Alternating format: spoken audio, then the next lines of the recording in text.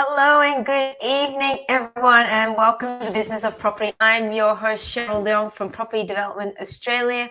I begin by acknowledging the traditional custodians of the land on which we meet and pay respects to elders, past and present. I extend that respect to Aboriginal and Torres Strait Islander people here today. At the Business of Property, we interview superstar guests in the property development space that share their expertise, their deals, and their stories to help empower, build, and grow our community of property investors and developers.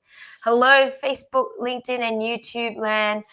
Give me a shout out if you're here with us today, because we've got a very cool topic and a very cool guest talking about how to replace your income with co-living properties. So Henry Vila is a builder and project manager with about 25 years of experience.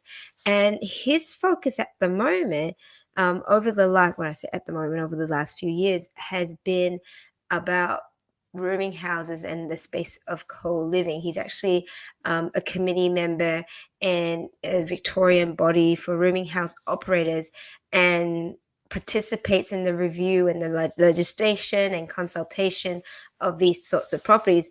And why I wanted to have Henry join us was really to tell us about this space of co-living, but also, how, he has stories around people he's helped replace their incomes and create financial freedom. So I thought, oh my goodness, our community definitely wants to know about that. So without further ado, may I please invite Henry down to the Business of Property dance floor.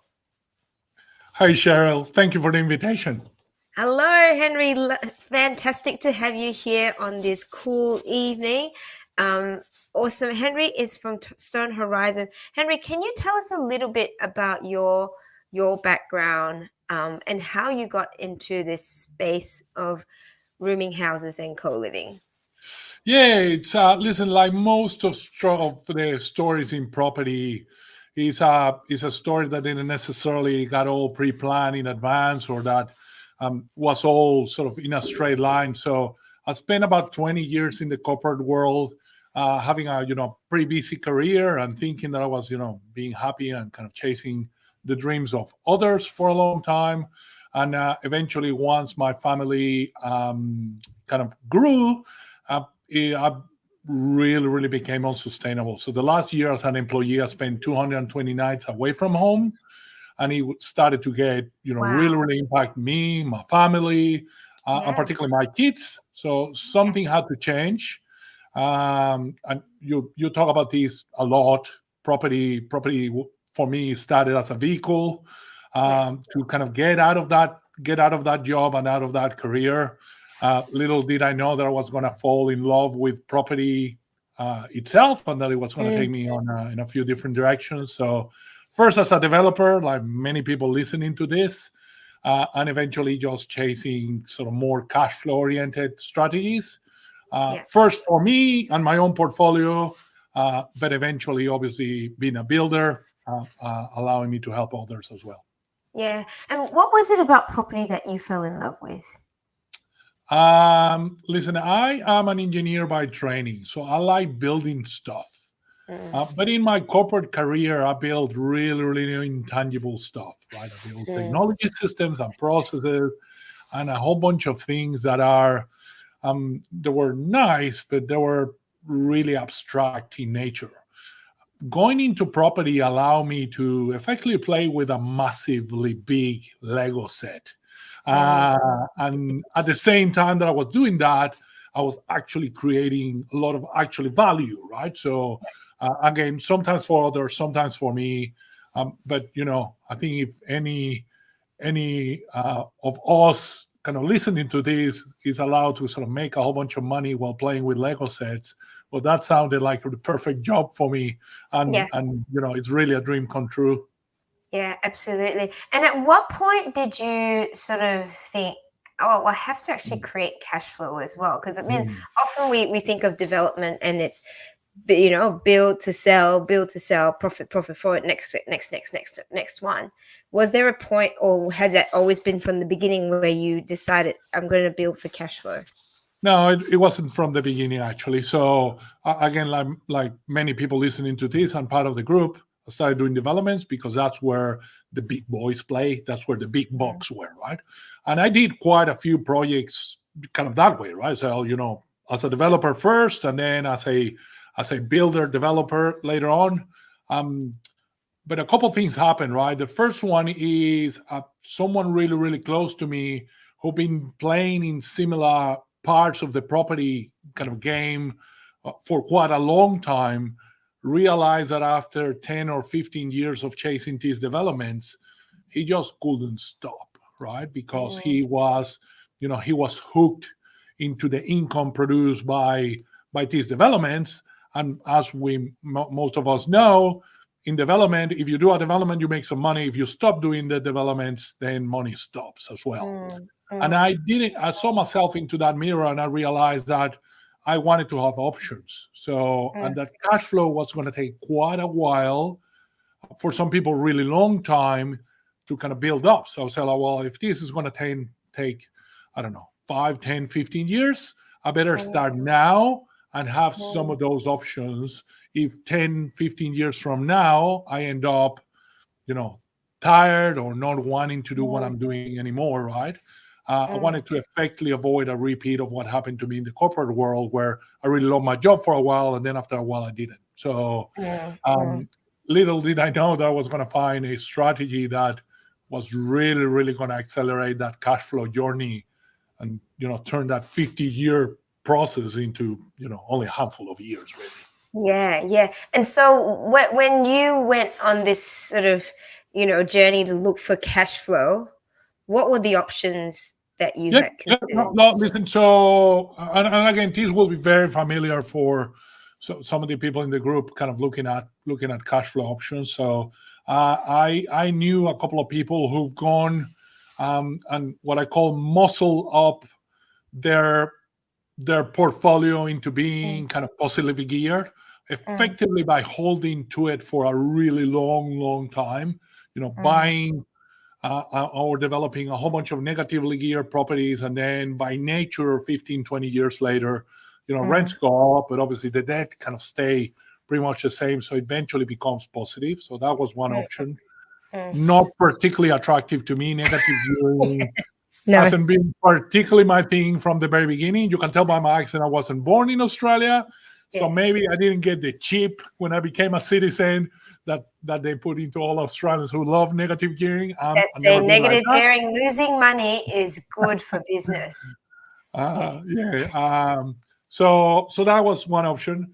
And then it's like, okay, well, what are really the positive cash flow, positively geared kind of options out there? So I found a couple of investors who specialize in investing in regional properties, where the dynamics of the economics of property kind of, become more, I call them normal, more like the rest of the world. The problem with those properties is they're really, really small steps. So you need a lot of those properties at, $300, $400, $500, positive cash flow each to really make a dent on a reasonable income. So that wasn't it. Commercial was probably one of the strongest candidates at the time, but I already saw a trend where, because commercially it's really, was really the main kind of positive cash flow game out there in the market. The market forces were sort of bringing the prices up, which was bringing the yields down, and eventually kind of you're partnering with whoever's renting your space. That business goes out of business. You're pretty much dead in the water. And coming out of the GFC, that wasn't a nice place to have.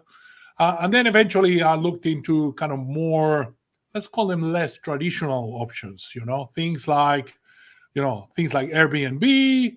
But again, the lack of clarity on regulation didn't really sit well with me. Again, I come from a part of the world where the rules are really, really sort of bendy. And I wanted a really, really sort of solid place to be in. And then eventually found rooming houses where, in Victoria particularly, the rules are super clear, and they have become even clearer in the last few years. It's very, very clear what can be done, what cannot be done. Not only that, but the cash flow results for some of those properties it's like nothing else in residential real estate. And you get the extra advantage of still owning residential land, which, gives you potential access to equity growth and to capital growth. Not that I invest for those reasons, but hey, if you can get it, it's a nice cherry on the top of the cake, I guess. Yeah, absolutely. So for those of you us that are not familiar with rooming houses, number one, what is a rooming house? And number two, what makes Victoria so special? Yeah, and maybe I'll talk about a third question you haven't asked, which is how the type of rooming houses we build are different to the general one. Listen, rooming houses have existed in Australia and in Victoria in particular for probably 100 years now, right? It's kind of a concept that kind of got imported from the UK a long time ago and really was made popular after the wars, after the First World War, after the Second World War. After things like Vietnam to a lesser degree, where a whole bunch of people came back to Australia, if either after a long kind of deployment without necessarily a family to go back to, or wanting to go to a different place of the country. So it is kind of, I'll call them sort of multi kind of rental properties. The original rooming houses from 100 years ago were a whole bunch of rooms with a few bathrooms shared between all of those rooms. They weren't necessarily the nicest place to live at, but it was a really affordable way of putting a roof over sort of people's heads. Now, what we build today is very different to that. So we use the same regulatory framework, still technically a rooming house, even though we don't like using that name too much because it has a whole bunch of connotations. When you say a rooming house, people don't necessarily think it's bikies, druggos, and and other words that I'm not going to repeat here is going to be recorded. But so our concept is very different. You can see it sort of behind us. So we call it, modern living for young professionals. Like, okay, so how we can use that regulation to provide really high quality accommodation for someone who doesn't want a 4-bedroom, 3-bathroom, double lock-up garage house, right? Who maybe doesn't have the inclination to go and do a whole bunch of maintenance and lawn mowing and all that sort of stuff that a big house needs to have, but at the same time doesn't want to kind of go and get 3 strangers and rent a share house with them. So we took a lot of inspiration from what's happening in other parts of the world. So I'm lucky enough to have family in the United States and in people like New York City. And so we've taken over there, people live in like really small spaces. So we've taken a lot of inspiration over those relatively small or really small, but super functional spaces. And we applied that concept and some of those principles together with a regulatory framework of kind of rooming houses to produce effectively a new product. Sometimes we call them studios, sometimes we call them micro apartments, to kind of try to differentiate them from the old style rooming houses. But it's effectively, a private space where each resident, each tenant, if you like, has their own bathroom, their own kitchenette, their own private space, where they can share with the people around them if they want to, but they don't have to. They're effectively living into something that is really close to a small studio apartment on kind of. And generally they're in a property which effectively looks like a house. Yeah, so the basic structure looks like a house. These are, most of our properties are single story. They're designed to blend with the environment they're in and the neighborhood they're in. So if you're in a suburban area or in a regional town, our properties will look like the average house in the street.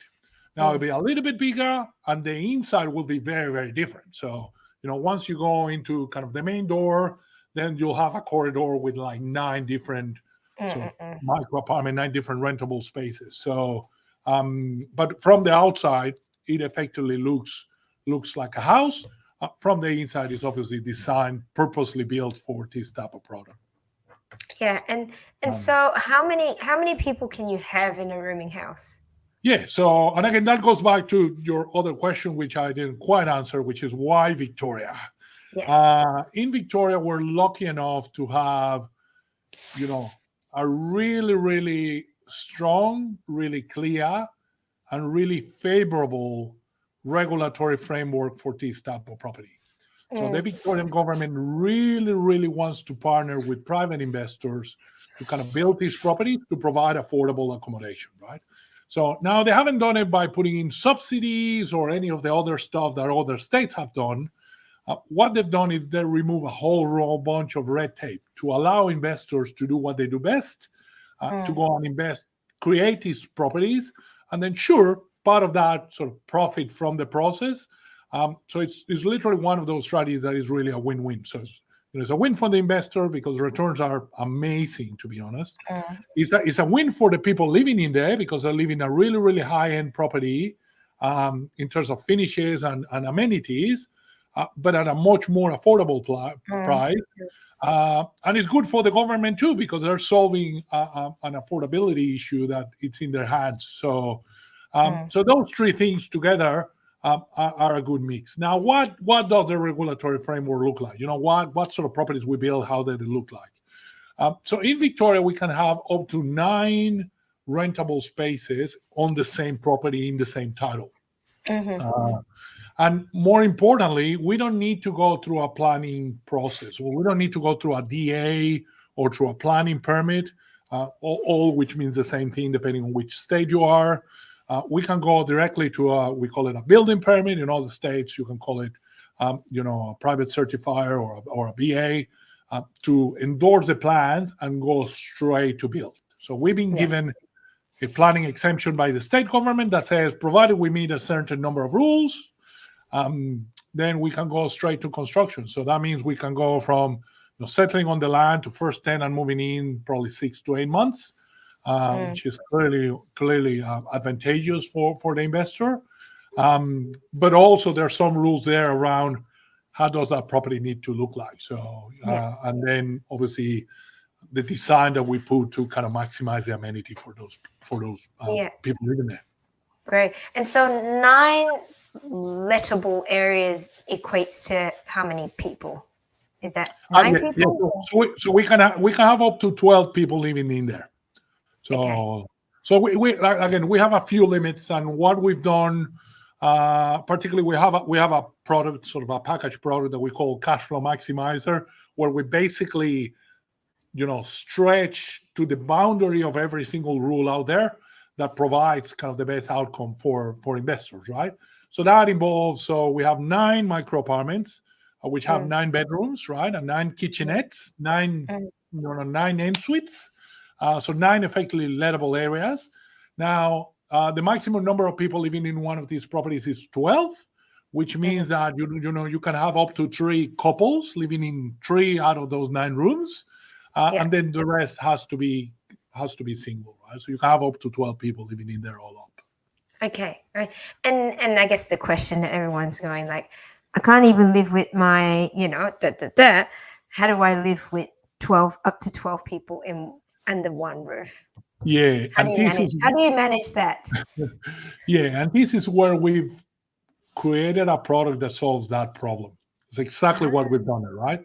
Yeah. So again, the term co-living is a little bit misleading to a degree because it gives the sense that we're all sort of living together and we're like a one happy family sort of mingled together.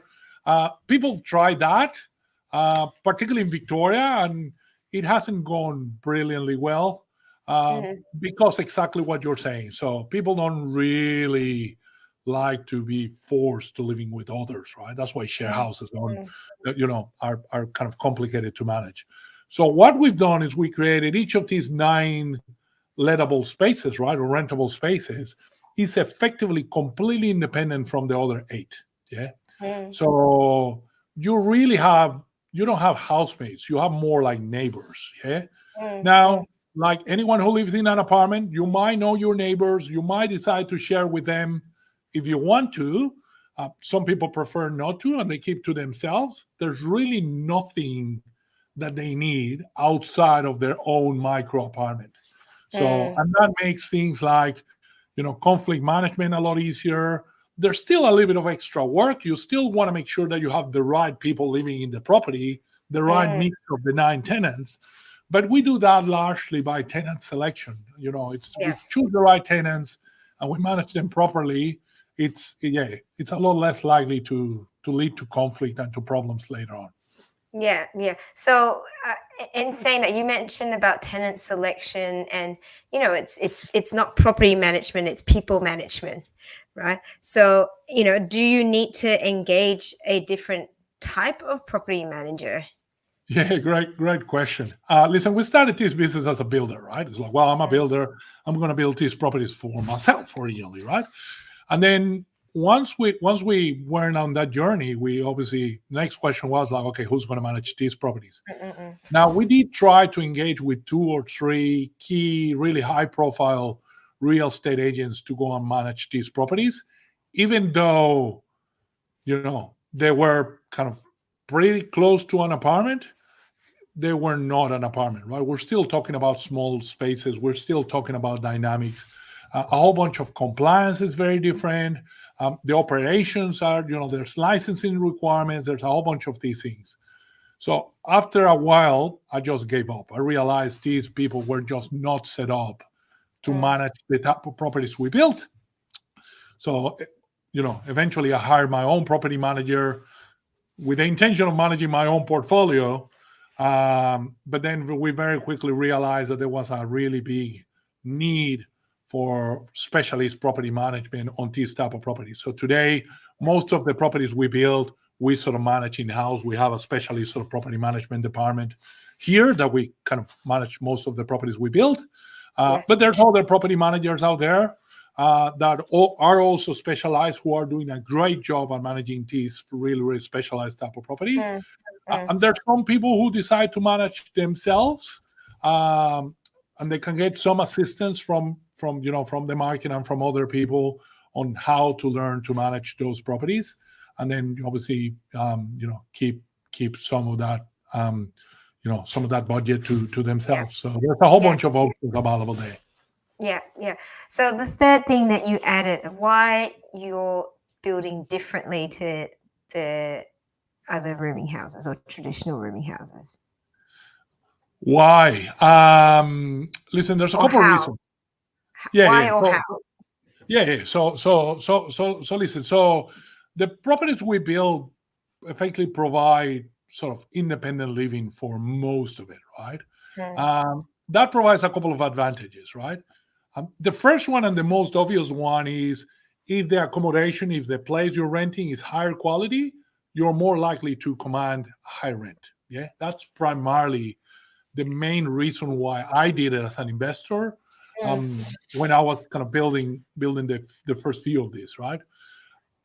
Now, we very, very quickly realized that because the rent is slightly higher, that also get us the better tenants. So if you think about the spectrum of tenants going from kind of down here to up there, the bottom one probably cannot afford or does not want to pay that extra premium, right? It's only the people who have a job, who know they're going to take care of the property, who's sick of living from share house to share house, that is willing to kind of make the extra investment into this type of accommodation. So we realized it was getting us the better tenant.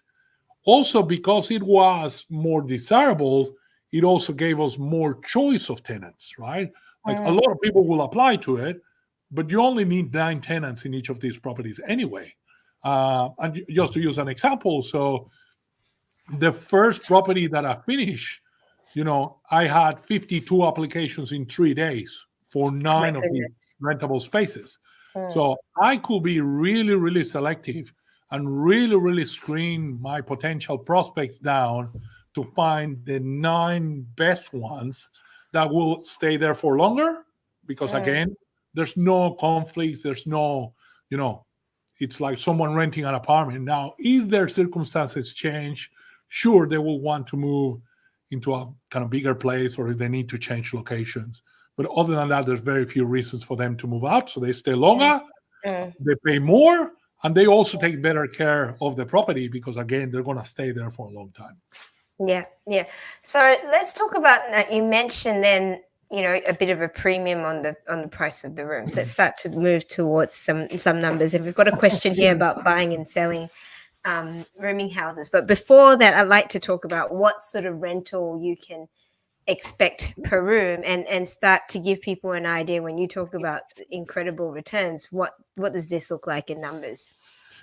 Yeah. So, listen, I was actually talking to a client today who's kind of super broadly open at doing a property like this, and we were talking about, all right, so when we say it's great rent, what do we mean by great rent, right? So now, like almost every property asset in this country, location is super important, and it will have a big impact on what that rent is, right? So I'm talking, I'll talk first in generalities, and then we maybe, I'll pick a couple of examples, and we'll talk, we'll talk about those. So we can kind of give a few examples for people to realize, right? So rental for this type of property, everything that we have in the portfolio, I'm pretty sure there'll be more expensive ones and there might be cheaper ones. But these micro apartments rent anywhere from about $250 per week all the way up to about $320, $330 per week. Yeah. Now you have 9 of those into each property, right? So the typical rental is somewhere between, now speed math here, so somewhere between 2.2 grand, so 2,200 on the kind of lower end of it, and then you'll end up with like 2,800 to 332 grand, somewhere around there. Sorry, 3,200 per week. Yeah. So the reality is, when you add all of that, and we like to analyze these numbers, is that's the way most people are actually going to think about their salaries and their income. The gross income on these properties is anywhere from about 110 grand all the way to about 140 grand per year. Yeah. Okay. Big numbers, right? So that's the gross rental. And so, Yes. I mean, obviously with everyone else, the gross rental, what are the considerations there in terms of high level maintenance, property management? Those are the two main things. What's your net? What could they expect as to net rental Let me give you a little before bit of a interest list. rate? Yeah. Let me give you a little bit of a list, and then, like I said, there'll be an opportunity. I'm fairly active in the group, so feel free, people, to kind of reach out, and we can give them kind of a more kind of detailed version of this. But let me talk about what's in that sort of, let's call them expense category, right?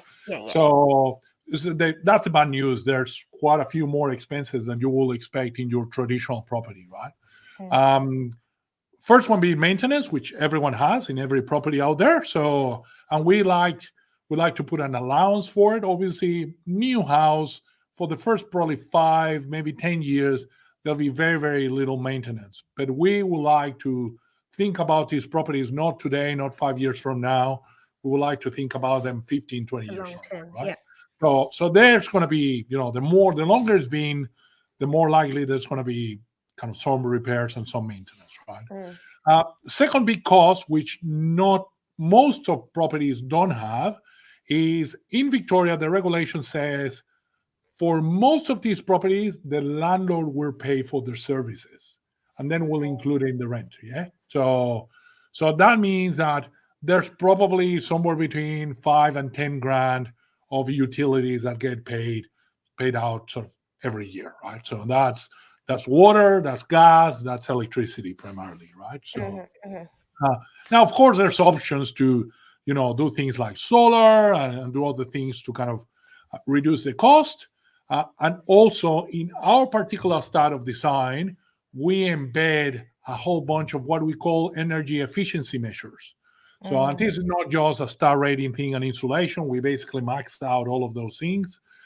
But we also have things like motion sensors in all the lights in the common areas. We have high efficiency heating and cooling in most of the rooms. But we also have, a really, really efficient system. So if you think about the sort of energy efficiency that you see when you go into a hotel, or you need to put your card in to make sure the air conditioning works and all that sort of stuff. We have like the 21st century version of that, where we basically, if no one is in the room, well, you can't have the air conditioning on the heat or the heating at full blast, because that'll be wasteful, but also is being paid by the owner. So we do have a whole bunch of those measures kind of embedded in it to kind of try to reduce that cost. Yeah. But there's still a cost of utilities kind of paid by the landlord. So could you not do separate metering for the rooms? You can, and some of our clients choose to do that. But there's a regulatory process to go to that. There's also an investment to put metering into those properties. And what we found is that by putting some of these efficiency measures that we put by default, that are part of our, let's call them standard packages, the economic viability of doing some of those additional investments might not be worth it for most investors. So some will be, but some might choose not to do them. But that's always an option, right? So, yeah. Okay. So we've got the maintenance, we've got sort of, like they said, utilities, property management. That's right. That's probably the third one, and one of the other ones that can shock some of our clients, right? When they first see kind of the numbers we're talking about, so people are expecting, they're used to doing kind of standard residential property management at, I don't know, 6%, 8%, 10%, depending on where you are in the country. In rooming houses and micro apartments alike, the numbers are a little bit different. So it really depends on how much of the work the manager takes and who the manager is. It can vary anywhere from about 10% all the way up to about 20%. There's some managers who are even more expensive than that, but that's usually sort of the broad range. And it largely depends on how much work the actual property manager does. As I was saying at the beginning, the great thing about Victoria is you have a really, really clear regulatory framework. The bad thing about Victoria is we have a very, very clear regulatory framework. And what I mean by that is that regulatory framework needs to be complied with. So there's licensing involved, there's registration involved, there's fire checks, there's a whole bunch of things that need to be managed. Now, most of our clients, they want to invest in this property, but they don't want to do any of the work, right? They want to be drinking mojitos in the Bahamas, right? Or going and doing what they do on a day-to-day basis. So for this to become a truly passive investment, the property manager, in this case us, if we're doing that for our clients, we take on everything, right? So we operate under our license, we do all the compliance, we manage all the inspections, we do all the reporting, we manage the insurance, the repairs, the cleaning, all that sort of stuff, plus the regular tasks that a normal property manager on a normal residential property will undertake. So again, there's a whole bunch of options there, but we would like to think the most expensive management package we have is a flat 20%, is flat 20% on rent. It's also calculated a little bit different because it's literally flat on rent collected, as opposed to this nickeling and diming thing that real estate agents have got kind of addicted to. For us, is we want to align our incentives. So if we collect rent, the investor is making money, we're collecting a fee on that. If there's no rent coming in, well, we feel bad kind of charging the client for something that is not producing an income for them. So, and those are largely the three big, let's call them operational expenses. Then obviously, depending on how you finance this property, you'll have some finance cost there as well. So. Yeah. And so just to give, a ballpark or an average, right? When we're after all those expenses and some finance costs, just put on average. So what can someone expect, net in the pocket after? Yeah, listen. So our average client takes probably about 50 grand clear in their pocket after all expenses, after paying for the mortgage and interest rate, sometimes even paying the principal, to be honest, because sometimes it's cheaper to do it that way than anywhere else. So the free cash flow tends to be about 50 grand on average. Now, most of our properties, most of our clients invest in regional Victoria. where the investment is lower, but obviously the cash flow is a little bit lower too. Yes. For metropolitan properties, that number can increase to 60, 70 grand. So depending on where the property is, and obviously also how much money the investor actually has on the deal. Like, everyone who's kept some of the stock they've developed will know that the more money you leave in, obviously the better your cash flow is. So, but on average, it's somewhere between, I will say, somewhere between 50 and 60 grand, depending on where the property is. Yeah. So I put it out to our audience listening. How many properties do you think you need to make $50,000 a year, right? Because we talked about this earlier, where we've got this sort of mindset when we get into property that we need to build a portfolio of like 100 properties so that I can be financially free. And even with $50,000, people sort of think I might need to have 20 properties to get to that point, or even 10. But this is one property, and you're also, this is what I love about co-living. And I'll put it out there because we've got co-living properties. You've got 9 incomes from one property. So in fact, you are diversifying your risk. Absolutely.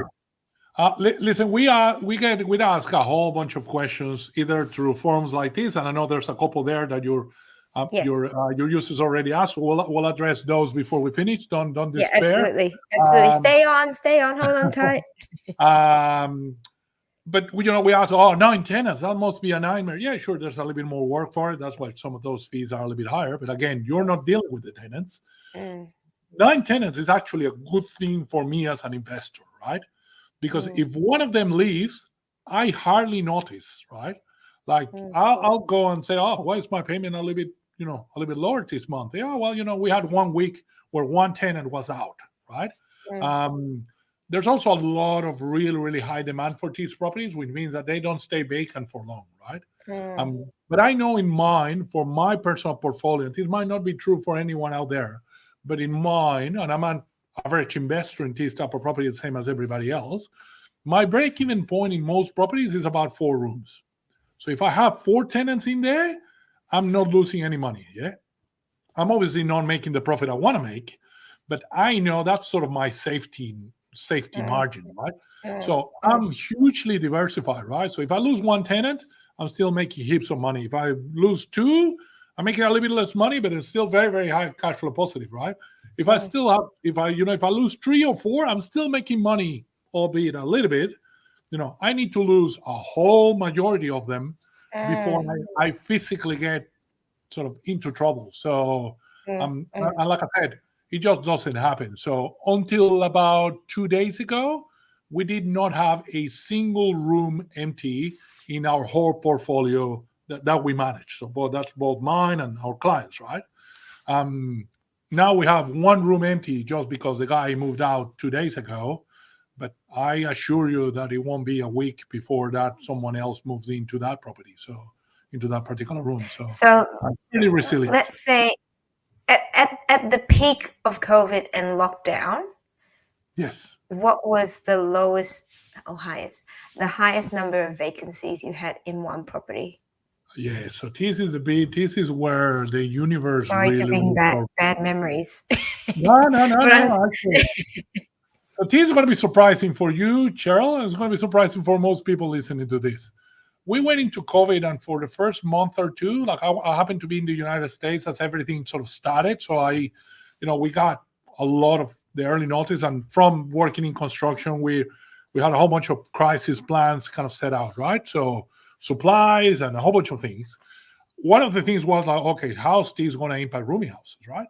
Because we knew, or we thought at the time, that the people who were living in rooming, in our properties, were going to be the ones that were going to be most highly impacted.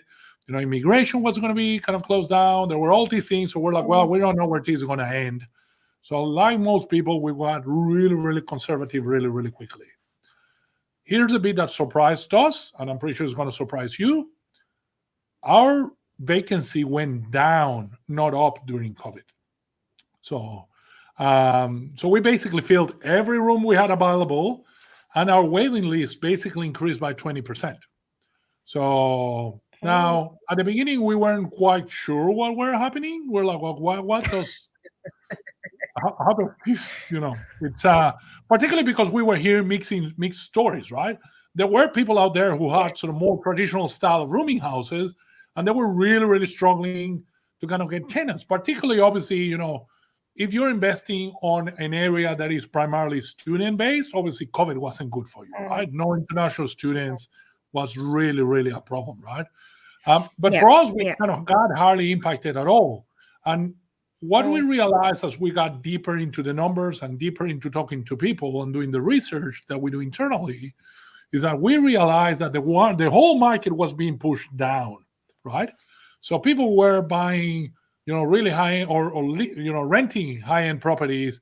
Suddenly they felt like they didn't want to spend that much money on rent. So they went and moved to smaller properties.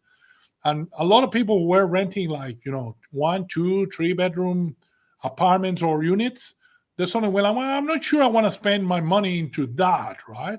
So a lot of them was like, oh, well, here is an option to live in a, reasonable quality place on a much more affordable thing. And I don't know how long this crisis is going to go for. So I'm just going to save my money, move into one of those, and just save the rest for a rainy day, right? Little did we or them know that they were actually going to like the place, so they stayed. So Yeah. so yeah. Now I wouldn't say that we it will sound great to say like no we knew this was going to happen. No, we didn't know. We were as scared as everyone else out there. Yes. Yes. But this time around, Yeah. we, a little bit of luck, a little bit of preparation, and a little bit of having the right principles in terms of, locations and markets, and making sure we had a resilient property in a market that had a lot more demand for the product we were building than properties available out there. And I would say as well, you'd have people who were living in your traditional share housing, which were sharing bathrooms or whichever kitchens, that probably said, I don't want to be sharing bathroom or kitchens with anyone. Yeah. I actually want my own space. So as much as you were seeing people sort of scale down, you're probably seeing people scaling up as well. So it provided a real good middle ground for that. And it's fascinating because that's what we sort of saw as well. Yet it was interesting because and this comes down to the thing about valuations and selling as an investment. So maybe that's a good segue into the question, which was asked probably about 20 minutes ago. I'm so sorry, we got too carried away. How easy is it to buy or sell completed occupied rooming house as an investment? Is there a market for this? Well, this is sort of what you do. Yes. So it's a couple things, right? So and there's like a couple versions depending on which, that those two pairs, depending on how you combine them, you end up with slightly different answers. So I may try to kind of address them all more kind of generally, right? So the financial model for this type of properties is it's an asset that produces cash flow off the back, right? So now I have this exact same question asked to me probably 3 or 4 times every single week. Yeah. Because it's one of the concerns, right? We are not building a normal house, right? This is not an Airbnb or a normal sort of kind of residential property that if we feel like we don't want to be an investor anymore, we can just turn around and sell it to mom, dad, and 2 kids to move in. It's not that type of property, right? It is a lot similar, and it actually behaves a lot closer to what typical commercial properties, behave like and rent like. But that's sort of where the magic is, because once the house is completed, once the property is completed and it's operating, and if there's 9 tenants in there, or a number of tenants in there, kind of actually produce income, that income becomes more important than the actual building. So evaluator is not going to go and say, oh, well, there's 10,000 bricks in here, and there's, insulation to all the internal walls, and there's emergency lighting, and there's, they're not going to go based on the cost of construction. They're not going to go based on the cost of the land. they're going to go based on the income it produces and a cap rate, a little bit like in a commercial property, right? Yeah. So now that's great for valuations, right? It's great for refinancing. It's great for leveraging kind of some of that manufacturer equity to go and take into the next deal. But it's also a good representation of the way the market looks like at these properties. I said before that I'll probably get this question asked probably 4 times a week. What I haven't said yet is that 2 of those people are probably thinking, well, if this doesn't well, can I sell it, right? And I actually don't know your user which angle he's using, right? But some of them goes like, well, if this doesn't work well, can I go and sell it, right? And that's perfectly understandable. It's a new style of property, not everyone understands it. So it's a pretty genuine conversation or question to ask. Now, the other 2 people, they're looking at me and say like, Henry, you're saying this property takes 8 months to get built, yeah? I say like, yeah. So, if I'm happy to pay a premium, can I get it tomorrow? Do you have any for sale, right? So ultimately, here's the thing, right? We don't have a portfolio of properties that we're willing to sell because no one sells them. Why would you sell something that put 50 grand in your pocket every year, right? After all expenses and interest and everything else. So people just don't tend to sell them. The couple of times that we've seen people sell them, it's either their personal circumstances have changed dramatically, i.e., someone's getting divorced or critically ill or someone like that, right? And they immediately kind of sell really, really quickly. Or, someone has decided that they want to let go of an asset that maybe it's an entry-level asset, maybe it's one of our cash flow starter properties that require a smaller investment, but maybe the return on that investment is a little bit lower, to then upgrade to a bigger property or a better location, right? And inevitably, there's a buyer that we're talking to who's ready to buy some of those properties already. So there's not a huge amount of these properties built the right way who are out there trying to be sold and not being able to be sold. Now, there's a caveat to that comment, right? If you're going to realestate.com.au or Craigslist or Gumtree or any of those platforms, and you write the words rooming house and press enter, a whole bunch of stuff will show up, right? A whole bunch of people build the wrong type of product in the wrong location or for the wrong market, right? And then they go try to manage it on their own, right? And muscle their way through it. And, not surprised, it just doesn't work out, right? Like they don't know how to find tenants and in the right, they're in a hard market to start with. And they also don't have the processes and the systems to be able to manage these really, really complicated properties in an effective way. So they end up getting frustrated with an empty house or with a couple of tenants that's giving them a lot of work, and they just put their hands up and go like, I want out. And now they're trying to sell them. But now you're trying to sell a property that is not built correctly, that is probably, used to be a 4-bedroom house, and now you put a couple of random walls in the living room. So it's very clear that it used to be a living room. It's not a high-quality conversion or a purpose-built property for that matter. You can't really show history of cash flow because, you had a couple of people randomly here and there, but mostly it's been empty. It hasn't been particularly well maintained, and it's not in a market that is, you can't show demand, you can't show that this thing is actually going to grow. Not surprisingly, no one wants to buy that property, so they just sit in the market for a long time, right? It's the same as if you buy, if you build the wrong product in your own development, and most of the people in the group will be familiar to this, you go and build the wrong product for the wrong market, not surprisingly, you're going to be stuck with it, and it's going to be really, really hard to end at the end of the day. So for my own strategy, my own portfolio, I have no intention of selling any of my rooming houses ever again, right? So it'll give me cash flow for the rest of my life, and then it'll give cash flow to my kids for the rest of their lives, right?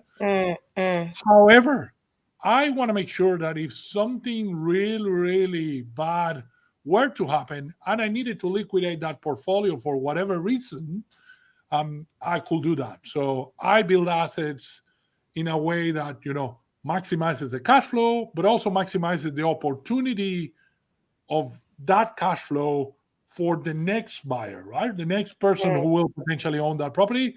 Now, my intention is for that to be my kids, but it could be somebody else.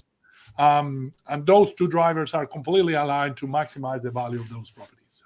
Yeah, fantastic, excellent. Hopefully that helps you ask the question. So and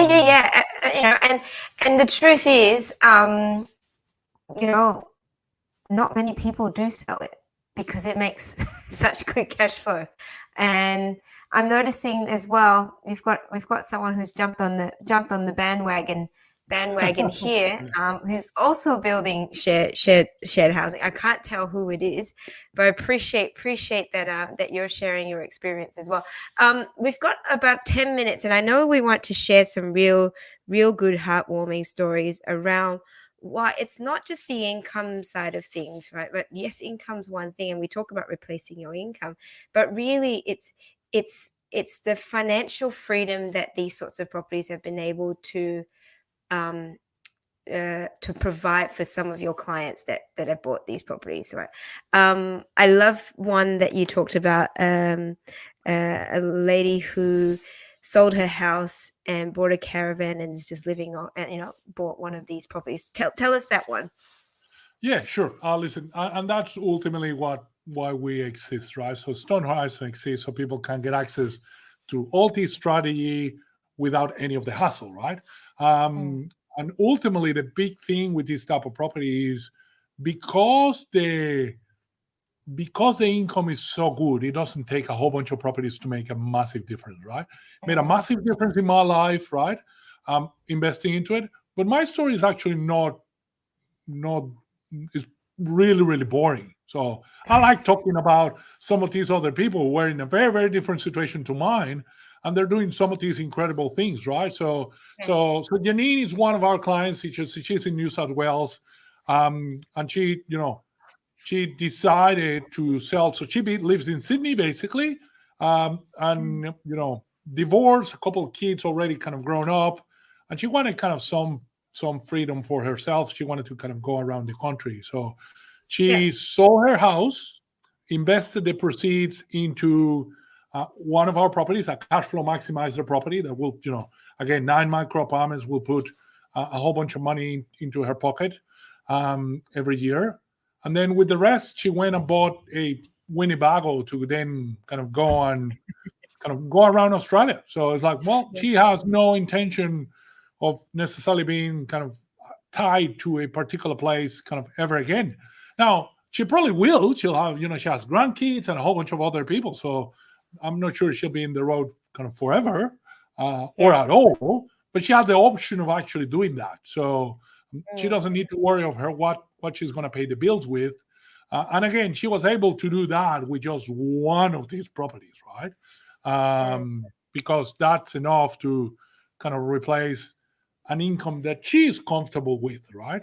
So other people, well, one property might not be enough, right? So we have a client in Adelaide who has a slightly bigger portfolio, but he's building now his last property to become truly financially free. And one of the great things that he came to Melbourne a couple of months ago, and we kind of went out for dinner. And he shared the story with me, right? He went like, Henry, I don't know if you realize, but once you finish this property, I don't need a job anymore. I can resign any day I want, right? And then he, threw in a couple of swear words and, can you please go and finish it quickly, please? Can you hurry up? I will be excited too, right? So it's like, okay, if after a journey, this is like, once I finish this one property, then I'm free. Then I'll be pushing to get it finished relatively quickly, right? Now he needs he's in an executive salary, so he needs a little bit more money than the one property. But it doesn't. I actually asked the people listening to this, right? So how many 50 grand chunks does it actually take, right? So it's 2, 3, 4. It's like not that many, right? So And that's actually true for most of our clients out there. Yeah, and so like, you know, the our audience here who are thinking, you know, they're looking, and a lot of people are in this community to create some level of financial freedom through property. Absolutely, yeah. Right? And you think about it, and at its simplest form, if you're able to purchase a vehicle, and I call it a vehicle, whatever it might be, that's going to give you $50,000 in returns. And it's work back. You know, what do you need to replace your income? Is it 150,000? Is it 200,000? Right? And then you can work out what those numbers are in terms of whether it's 2, 3, or 4 properties. Right? And so it's not that much. It's not that much. Obviously, you know, if you want to work out how to finance it and things like that, Henry, I'm sure you've got the right connections to be able to point people in the right direction. Yeah, absolutely. And listen, there's one number that we haven't covered, and I'll throw it out there in case people are asking, right? Because we're talking about this thing, and listen, the reality is you can produce properties that produce 50 grand of cash flow, you know, every year. That's not magical, right? That's like, you know, because you have no context, right? Like if you put, you know, if you invest $10 million on a property and that produces 50 grand a year, that's actually a pretty crappy property, right? But these properties are not like that, right? So most of our projects are, I call them $1 million projects right now. Construction costs are working a little bit against me saying that every day. But, you know, that's kind of ballpark where kind of these properties are. Most of our investors, you know, the ones that are really leveraged, the ones that really, you know, take the finance on and try to do, you know, as much as they can and borrow and leverage other assets and things like that.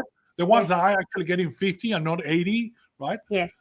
They probably have maybe 300, 400, somewhere between $300,000 and $400,000 in each of these deals, right? So let's say 400, right? You put 400, you get 50 every year. You know, after 6 or 7, 8 years, you have this thing paid off, right? So you have no money in it anymore, right? So you know, then return becomes infinite, right? So and even on 400,000, say for you've spent that in deposits and stamp duty and all of that as whichever, but you've got a $50,000 return. That what's that in return on investment? 50. Yeah, so what's that? So 25%, something like that. Yep. So 15%. I don't know. My math today are a little bit rusty. Someone who's going to calculate. Listen, I think it's 12.5% net. So but like I said, I think, you know, you'll be hard pressed to try to find that sort of return in any residential property. Now, big caveat to all these numbers I'm throwing out there. Your audience probably feeling fine now. You know, I'm great at talking really, really high level. The devil on this stuff, a lot of it is in the detail, right? And even though I'm kind of the numbers I remember off the top of my head, I'm trying to make them fit by using sort of the same examples. I'm trying to use really, really general examples, right? So might be, you know, a good idea for those of you who are listening to this who are kind of really you know, really excited about it and maybe want to know the actual detail. And you know, some of you I know are the down to the dollar person. You know, feel free to reach out to me, send me a DM or put a comment here or something, and we'll be more than happy to send you the actual kind of full detailed breakdown of, you know, all the costs and all the investments. So then that way you can kind of evaluate whether this is something that you might be interested in for you, and not based on what Henry says or what Sherry is asking. So. Yeah, absolutely. So to start to wrap that up, if people do want to reach out to Henry, just remember he is in Victoria. They are building stuff in Victoria. So appreciate, and I please ask, obviously, no self-promotion for anyone else on unless someone's asked you to. So appreciate if some people can remove their comments. Sorry. And how do we contact you? henryv@stonehorizon.com. Yeah, that's probably the easiest one. That's my direct email. It'll land directly on my desk. So, you know, feel free to kind of reach out. Our website too, you see it at the back there, you know, stonehorizon.com.au. I'm also pretty active, you know, around here. So, you know, if you write something here, I'll probably see it. I'll be able to respond, and everyone else can benefit from. If you have that question, maybe chances are somebody else has that question. We also have a Facebook page and an Instagram thing, and if you look us, you'll find us. We're pretty visible out there, and we're pretty available for people to kind of help out with whatever questions you have, and sort of take it from there. Fantastic. Thank you, Henry. I know that we could talk about this day in and day out, but the rest of us, and I'm sure people have other things to do, but that was fantastic. I really appreciate you sharing your knowledge and your experience in this space with co-living. If you're keen to find out a bit more about that strategy, reach out to Henry. Those are his contact details there. And thank you everyone for tuning in. Henry, I'll see you later. Take care of yourself and keep warm and dry and keep doing awesome things. Thank you for the opportunity to share. Thank you. Not a problem as well. Thanks for joining us, everyone, this week on The Business of Property. Make sure you visit and subscribe to our YouTube channel, The Business of Property, where you can find all our past episodes. I do have people that reach out to me saying, I missed a session with Henry, I missed a session with whoever. Go onto our YouTube page and subscribe so you can be informed of when new episodes come up. So you got to hit the like button. So until next time, everyone, keep well, stay safe, and we'll see you again. Take care. Ciao, ciao. Bye-bye. Thank you.